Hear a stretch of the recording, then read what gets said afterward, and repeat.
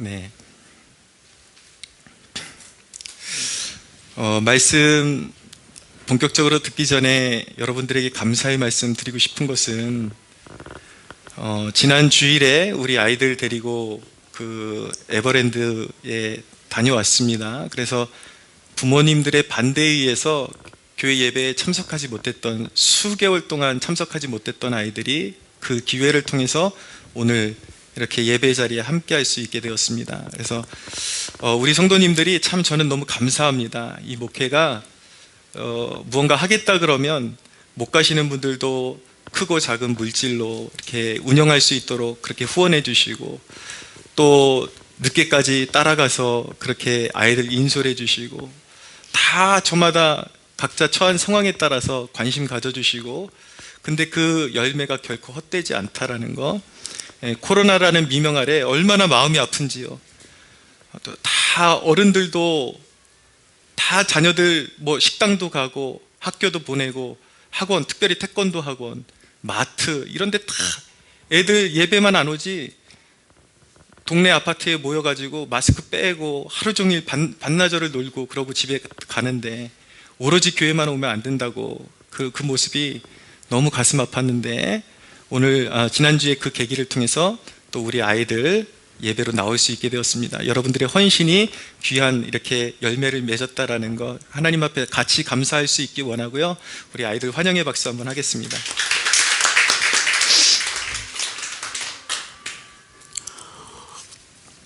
오늘 말씀의 제목은 우리에게는 오직 한 목자만 계시다라는 제목입니다. 자, 오늘 본문에 보면은 양의 문이라는 것이 나오고요. 그 다음에 선한 목자라는 말씀이 나옵니다. 근데 양의 문도 예수님이시고 선한 목자도 예수님 그 자신이십니다. 이것이 무엇을 우리에게 말씀하고 있는 것이냐면 오직 구원에 이르는 길은 한 길이다. 예수 그리스도가 바로 유일한 구원의 길이다 라고 그렇게 우리에게 가르쳐주고 계신 것입니다. 다원주의라는 개념이 팽배한 시대입니다. 무엇이냐면 이제는 절대적인 진리를 거부하는 시대예요.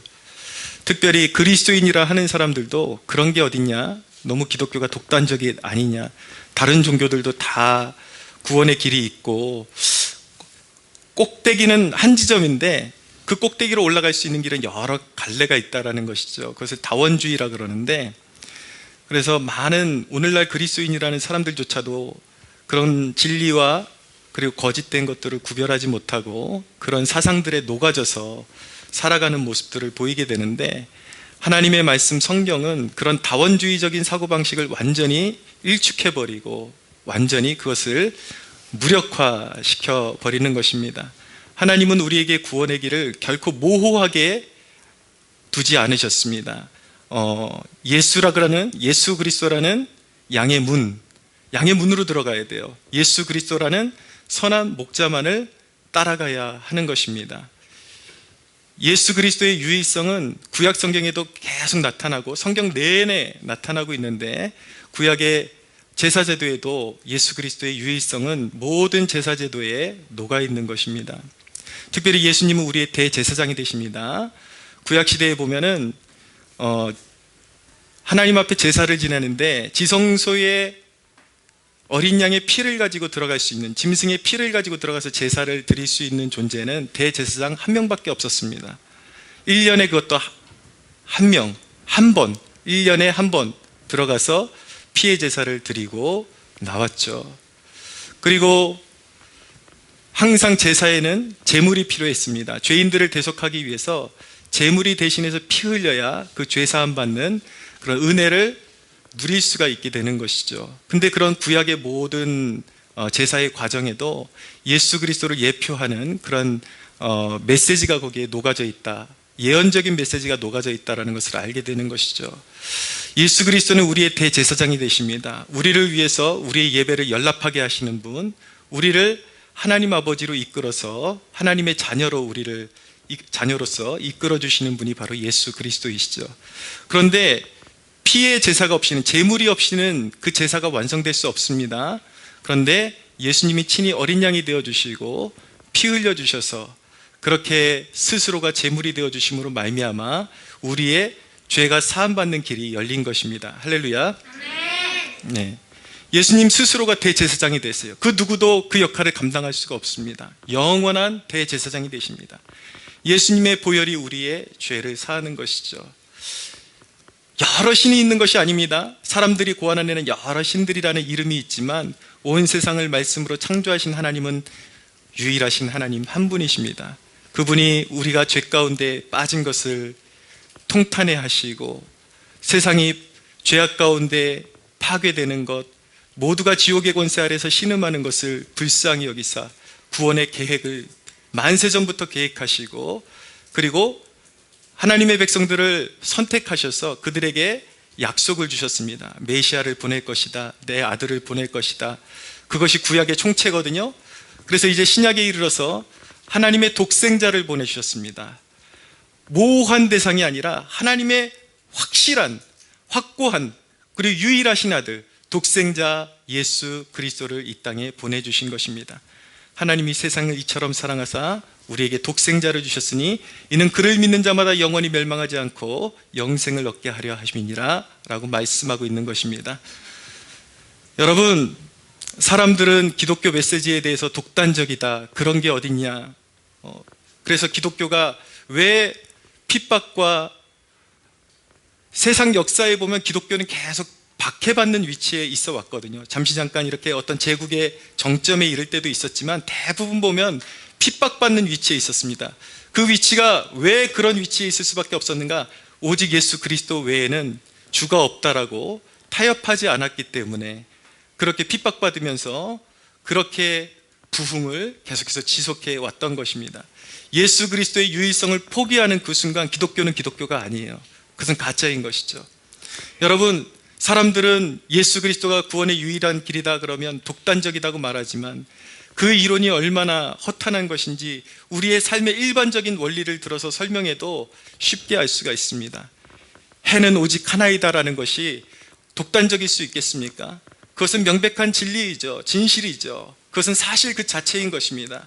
마찬가지로 죽음의 권세를 이기지 못한 그 어떤 대상도 우리의 구원자가 될 수 없다. 그러나 이 땅에 오셔서 우리의 죄짐을 지시고 피 흘려주신 예수 그리스도, 그분만이 유일한 구원의 길이시다. 이것은 너무나도 명백한 것입니다. 할렐루야.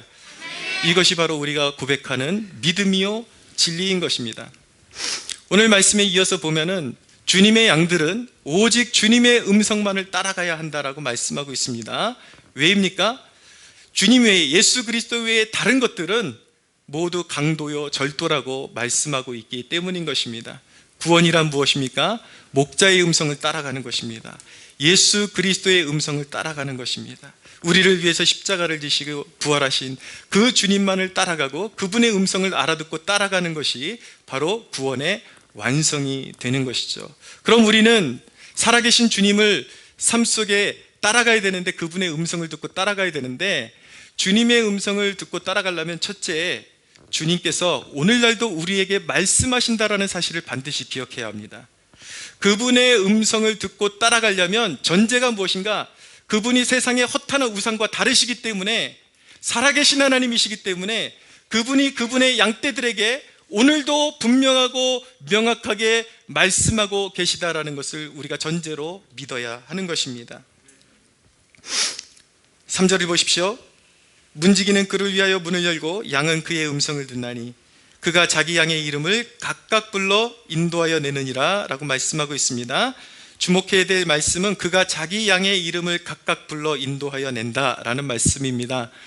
여러분, 예수님은 여러분들을 무리 중에 하나로 보지 않습니다. 그냥 여러분들을 볼 때에 믿는 여러분들을 그냥 무리로 보지 않습니다. 뭉뚱거려서 나의 백성들이라고 보지 않으시고 여러분들 한 사람 한 사람 이름을 기억하고 계십니다. 여러분들의 과거가 어땠는지, 여러분들의 아픔이 무엇인지, 여러분들이 지금 필요한 것이 무엇인지, 여러분들의 삶 가운데 구원의 완성을 위해서 주님께서 앞으로 책임져 주셔야 할 것이 무엇인지 주님은 여러분들의 이름을 아시고 속속들이 아시고 여러분들을 개별적으로 이끌어 주시고 누구랑 비교하지 않으세요. 주님은 여러분들을 대하실 때에 여러분들 한 사람 한 사람이 전부인 것처럼 내 아들아, 내 딸아 그렇게 대해주시는 분이라는 것을 꼭 기억하시기를 바랍니다. 주님이 여러분들의 이름을 부르실 때는요, 그냥 부르시는 것이 아니에요. 여러분들 한 사람 한 사람을 향하신 분명한 어떤 목적과 뜻을 가지고 부르신다라는 사실을 기억하시기 바랍니다. 주님의 음성을 따라가려면 두 번째, 주님의 음성에 친근해져야 합니다. 여러분 잘 들으십시오. 주님이 지금도 말씀하고 계신데 주님의 음성에 친근해져야 주님의 음성을 따라갈 수가 있겠죠. 여러분, 주님의 음성에 친근해지려면 성경을 읽어야 하는 것입니다. 할렐루야. 정말 아멘입니까? 저 요 사이에 오늘날 그리스도인들 가운데 성경을 안 피는 사람들이 너무 많아요. 자기 목자의 음성을 알 수가 없는 거예요. 우리 목자의 음성은 이 성경 66권의 구약과 신약의 창세기부터 요한계시록까지 우리 주님의 음성으로 가득 차 있습니다. 주님의 음성에 익숙해지면, 친근해지면 아무리 번잡한 세상과 한복판에서도 우리 주님의 음성을 들을 수 있게 됩니다. 여러분, 너무나도 신기한 경험들 하지 않습니까? 솔직히 인격적으로 잘 관계가 형성 안 돼 있을 때는요, 다 그 사람 목소리가 그 사람 목소리 같아요. 뭐 이렇게 어떤 몰에 가면은 사람들 웅성웅성거리면은 다 그 사람 소리가 웅웅거려서 목소리가 구분이 안 돼요. 그러나 관계가 형성되고 친근감이 생기면 희한하게 그 많은 데서 내 아들 음성이 구별이 되고요, 내 아내 음성이 구별이 되고요, 내 가족의 음성이 구별되기 시작합니다. 마찬가지로 세상이 번잡하고 어려울지라도 우리가 주님의 음성과 친근해지게 되면, 성경을 계속 묵상하고 숙고하고 성경의 내용을 사랑하게 되면 우리의 번잡한 일상 가운데 우리에게 말씀을 걸어오시는 주님의 음성에 귀가 열리게 됩니다. 여러분들 모두가 그 음성을 듣는 영적인 민감함을 소유하는 축복을 누리게 되기를 축원합니다.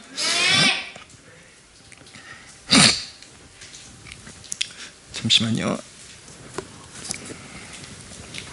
제가 죄송해요. 비염이 굉장히 설교할 때 저를 고달프게 합니다. 계속 이렇게 코에서 이렇게 뒤로 뭐 넘어가는 걸 삼키느라고. 그럼 여러분, 주님이 말씀하시는 방식이 어떤 것인지 알아야지 알아들을 것 아니겠습니까? 그것이 제일 중요하겠죠. 여러분, 제가 여러분들에게 지금 말씀드리는 것은 책에 기록된 이론을 말씀드리는 것이 아니라, 제가 정말 목회자로 부름받아서 산전수전 다 겪으면서 주님 앞에서 훈련받은 그 내용, 성경의 진리 그대로, 그리고 우리 삶에 실제하는 내용을 여러분들에게 전수해드린다는 것을 꼭 기억하시기를 바랍니다. 우리 주님의 음성은 어디서 어떤 식으로 우리에게 다가오는가? 말 그대로 첫째는 성경에 기록된 말씀 그 자체가 주님의 음성입니다. 믿으십시오. 예, 여기에 우리의 삶 가운데 해로운 것과 이득이 되는 것, 이로운 것들이 이미 다 기록이 되어 있습니다. 여러분, 참 안타깝습니다. 여러분들의 삶 가운데 번번한 실패가 있었을 거예요. 가정에, 직장에, 일들 가운데. 근데 여러분, 여러분들이 성경을 다 펴서 읽기 시작하잖아요. 여러분들이 정말 마음을 담아서 성경을 읽기 시작한다면 그때 비로소 깨닫는 게 있을 거예요. 내가 정말 지독하게 불순종하다가 그 일이, 나는 정말 억울하다고 맨날 하나님 원망했는데 알고 보니까 내가 맨날 맞을 짓을 하고 살았구나. 하지 말라는 것만 골라서 하고. 너무 안타까운 거예요. 이전에 주님을 알고 이전에 주님의 말씀을 사랑하고 주님의 말씀의 원리대로 순종했더라면 비록 고난이 있어도 좋은 열매들이 있었을 텐데, 어떤 사람들은 하나님을 믿노라 하면서도 하나님의 주님의 음성에 귀를 기울이지 않았기 때문에 수많은 세월 동안 계속 허송세월하고, 주님의 말씀이 우리의 삶 가운데 해로운 것들을 이미 다 말씀해 주셨음에도 불구하고 그것을 알아듣지 못해서 무엇이 내 삶 가운데 해롭고 이득이 되는지를 알지 못해서 결국 불순종의 길로 가다가 썩은 열매들로 가득한 그런 모습들 보면 너무나도 안타깝습니다. 그러나 여러분, 이제라도 늦지 않았습니다. 여러분, 60평생 인생을 낭비했어도 남은 인생이 10년, 20년이라 할지라도 주님의 음성이 들려오는 그 순간부터 순종하면 생명의 열매들이 충만하게 맺혀질 줄로 믿으시기 바랍니다. 우리 하나님은 위대하신 하나님의 역전의 명수이십니다. 그동안 불순종해서 삶이 어그러졌다 할지라도 순종하는 순간 치유하시고 회복시키시는 것이 바로 우리 주님의 능력인 것입니다. 두 번째로 주님이 말씀하시는 방식은 성령의 비추심 가운데, 이 기록된 말씀 가운데 특별하게 이 말씀 가운데 선별해서 우리 개인에게 주시는 말씀이 있어요.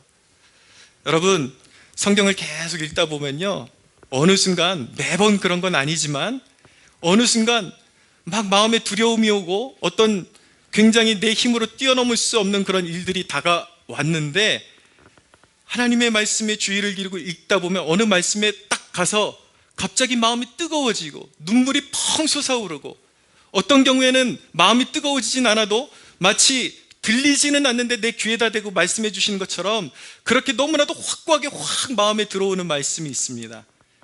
성령께서 그 말씀을 우리 마음에 비추어 주시는 것입니다. 그것이 바로 오늘 살아계신 주님께서 우리에게 말씀을 걸어오시는 것입니다. 할렐루야. 그 말씀을 믿음으로 받으면 반드시 능력이 나타납니다. 할렐루야. 여러분, 7년 동안 눈물로 지새우고 여기 한 사람도 오지 않아서 불과 작년 4월 달에까지만 해도 여기 저희 가족하고 한두 분 성도분이 전부였습니다. 나는 해도 안 되고 정말 복음을 전하고 싶고 생명을 살리고 싶은데 열심은 있으나 너무 안타까웠어요. 하루는 기도원에 올라가서 무릎 꿇고 앉아 있는데 너무 가슴이 아파서 기도도 안 나오고 그냥 눈물만 뚝뚝 흘리다가 내려왔습니다. 내려오는데 그날 성경을 펴들고 있는데 학개서 2장의 말씀에 이 성전의 나중 영광이 이전 영광보다 더하리라는 말씀을 제가 접하는데 갑자기 마음이 뜨거워지고 눈물이 펑펑펑펑 솟아오르기 시작했어요. 근데 여러분, 여기 앉아 계신 분들이 그 기점을 지나서 한 분 한 분 오시기 시작하셨다라는 사실 아십니까? 하나님은 우리에게 말씀하십니다. 할렐루야. 우리 내면에 성경을 계속 읽다 보면 이 성경의 바운더리 안에서 내면에 확 부어주시는 어떤 느낌이라는 것이 있어요. 내적인 감동이라는 것이 있어요. 그 말씀을 믿으면 반드시 하나님의 놀라운 역사가 일어나게 되는 것입니다. 아무리 인간의 힘으로 풀 수 없는 문제가 있다, 가로막고 있다 할지라도 그 말씀이 임하는 순간 그 말씀은 약속이에요. 하나님은 약속을 반드시 지키십니다. 우리 삶 가운데 매여있던 문제들을 풀어주시는 놀라운 역사들이 일어나는 줄로 믿으시기 바랍니다. 세 번째로, 주님의 음성은 성령의 사람의 설교와 영적인 권면을 통해서 우리에게 임하는 것입니다. 여러분, 하나님의 음성, 우리 주님의 음성은 멀리 있지 않습니다. 바로 이 설교단에서 선포되는 말씀, 성경적인 말씀이 선포될 때 여러분들이 귀를 기울인다면 이 말씀을 통해서 여러분들의 삶 가운데 합당한 말씀이, 주님의 음성이 울려 퍼짐을 믿으시기 바랍니다. 근데 주님의 음성이라고 할 때에 많은 사람들이 오해해요. 하나님께서, 우리 주님께서 마치 귀에다 대고 속닥속닥 말씀하시듯이 그렇게 말씀해 주시는 게 아니에요. 어떤 감동을 부어주시고 주로 주님이 말씀하실 때 아주 짧은 성경 구절이나 아주 짧은 인사이트를 주십니다. 두려워하지 말라, 담대하라, 이런 식으로 말씀해 주세요. 그러면 사람들은 에이, 그게 뭐야, 내 삶은 너무나도 복잡하고 어려운데, 현실이 너무나도 극박한데 그 말씀 가지고 우리 보고 어떻게 견디라는 거야 라고 여러분들이 하나님의 말씀을 경홀히 여길 수가 있죠. 그러나 여러분, 하나님의 말씀은 그 말씀 한마디로 천지를 창조하신 위대하신 능력의 말씀이라는 사실을 꼭 기억하시기 바랍니다. 찰스 스펄전 목사님의 설교의 대목을 잠시 읽어드리겠습니다. 이제 여호수아가 모세의 뒤를 이어서 수많은 수백만의 이스라엘 백성들을 이끌고 가나안 정복을 하게 되었는데 여호수아의 마음 가운데 두려움이 생기는 거예요. 이제 만나도 그치고 메추라기도 그친다라고 말씀하셨는데 이 수많은 사람들을 내가 어떻게 먹여 살리지? 너무나도 두려움 가운데 있는 것이죠. 그런 배경 속에서 스펄전 목사님이 설교를 하고 있는 것입니다. 잘 들어보십시오. 그러나 어쨌든 수많은 사람들이 여호수아와 함께 광야 끝에 이르렀고 요단강을 건너 가나안 땅에 들어갔습니다. 이 배고픈 무리를 누가 먹일 수 있겠습니까? 여호수아는 이렇게 말했을 것입니다. 만나가 그쳤으니 이 큰 무리를 위해 가축대를 모조리 도살해야 하나요? 바다가 물고기를 토해 주나요? 어떻게 이 많은 사람들을 먹여야 합니까? 바로 그때에 하나님께서 말씀하셨습니다. 내가 너를 떠나지 아니하며 버리지 아니하리라고 하는 하나님의 말씀은 식량을 보급해달라는 모든 요구에 대한 확실한 응답이었습니다. 할렐루야. 이 말씀이 들리십니까? 여러분들은 실제적인 필요를 가지고 고민하고 있지만 하나님께서는 여호수아에게 내가 너에게 어떻게 할 것이다, 어떻게 할 것이다 일일이 다 설명하지 않으세요. 담대하라, 내가 너와 함께한다, 이 한마디로 끝내시는 것입니다. 그런데 그 말씀을 믿고 나아가면 그 말씀의 능력이 우리의 삶 가운데 역사하여 문제를 풀고 문제를 막힌 그 문을 여시고 우리의 삶 가운데 역사하시는 놀라우신 살아계신 하나님의, 우리 주님의 놀라우신 권능과 역사가 일어남을 믿으시기 바랍니다. 예. 또 한 가지, 주님은 우리의 상황 가운데 개입하셔서 섭리로 말씀하십니다. 여러분들의 삶 가운데 중요한 일이 있을 때 하나님께서 꼭 어떻게 일을 전개해 나가시는지 주의 깊게 바라볼 수 있는 여러분들 되시기 바랍니다. 하나님이 말씀하시지 않는 게 아니에요. 모든 상황 가운데 말씀하고 계십니다. 저희 아버님, 어머님 40년 목회하시고 은퇴하시고 나서 오가실 데 없어가지고 저희 살던 집 위에 이렇게 좀 자그만한 아담한 집에 모시고 있었는데 갑자기 다른 임대주택이 났다라는 거예요. 근데 한번 찾아가 보자고 그래서 같이 찾아가 봤는데 너무 깨끗하고 이렇게 좋은 빌라더라고요. 근데 환경은 너무 좋은데 영적인 사람들은 영적인 원칙이 있습니다. 하나님께서 아직 때가 아닌데 자리를 옮겨버리면 좋은 줄 알고 갔다가 오히려 역경을 당하고 고생길이 트이는 그런 일들이 있거든요. 그래서 하나님 앞에 구했습니다. 하나님, 우리 부모님을 지금 위에서 사시는 것보다 그 집에 가는 것이 환경적으로는 좋아 보이는데 여태까지 그렇게 고생하시면서 목회하시고 그렇게 사셨는데 이제 말년에 조금 집 같은 집에서 사셨으면 좋겠습니다. 솔직히 자식의 마음으로. 그런데 하나님, 그 길이 정말 하나님이 원하시는 길인지 알게 해 주십시오라고 기도했는데 여러분, 며칠 상간에 어떤 일이 벌어졌는지 아십니까? 부모님하고 저희가 살고 있던 집주인이 갑자기 연락이 왔어요. 갑자기 방 빼래요. 나가라는 거예요. 그리고 저희도 나가야 됐고 부모님도 나가야 됐고, 그래서 은혜 가운데 저희는 그러는 바람에 교회 근처에 더 가까운 곳에 오게 됐고, 부모님은 그래도 말년에 더 이렇게 윤택하게 사실 수 있는 환경으로 가시게 되었습니다. 할렐루야. 예, 모든 상황 가운데 하나님은 말씀하신다라는 것을 꼭 믿으십시오. 침착하십시오. 어떤 상황 가운데 두려워하지 말고 항상 주님의 음성에 귀 기울일 수 있는 여러분들 되시기를 바랍니다. 그러나 여러분, 주님의 양은 타인의 음성에 결코 귀를 기울이지 않는다라고 말씀하고 있습니다. 5절을 같이 한번 볼까요? 5절 같이 한번 읽어보겠습니다. 시작. 타인의 음성은 알지 못하는 거로 타인을 따르지 아니하고 도리어 도망하느니라. 아멘. 여러분, 주님 앞에서 우리는 착한 양이 되어야 하는 것이지 결코 어리석은 양이 되어서는 안 되는 것입니다. 여러분, 지금 교회 안에는 복음의 진리와 살아계신 하나님의 그런 능력의 말씀이 선포되어지는 것이 아니라 인간의 철학과 이념적인 그러한 사상들이 교회 안으로 물밀듯이 밀려 들어오고 있습니다. 여러분, 이 시대 가운데 신앙생활 하자면 여러분들 꼭 기억하십시오. 여러분들, 이 시대의 정신을 그대로, 시대의 정신과 한 목소리를 내는 목회자들은 멀리 하십시오. 참목자가 아닌 것입니다. 여러분, 진정한 존경받을 목회자는, 존경받는 목회자의 유일한 조건은 무엇인가? 그가 유명한 목회자이기 때문에 우리가 무조건 따라가고 존경해서는 안 되는 것입니다. 목회자가 존경받기 위한 유일한 조건은 그의 입술에 진리의 말씀이 있느냐, 이 한 가지 조건이 충족되어야 존경받을 만한 목회자가 될 수 있는 것입니다. 할렐루야. 네.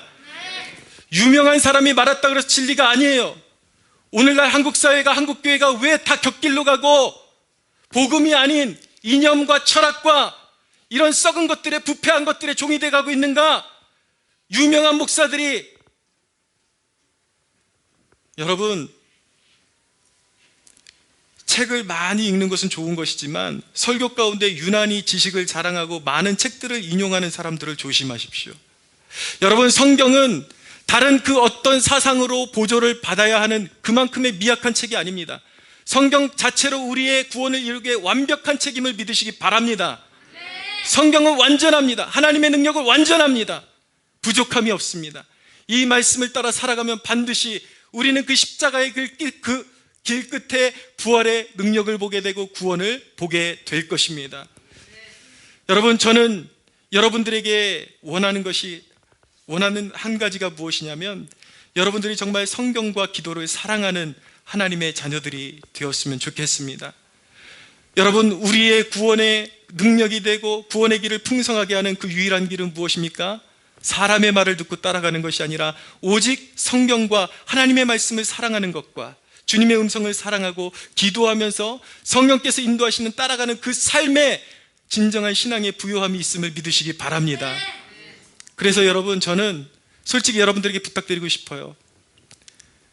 제가 아무리 지금 그런 그릇은 되지 않는다 할지라도 만에 하나 제가 유명해지고 그럴지라도 목사를 따르는 성도들이 되지 마시고 주님과 더 깊어지는 성도들 되시기를 바랍니다.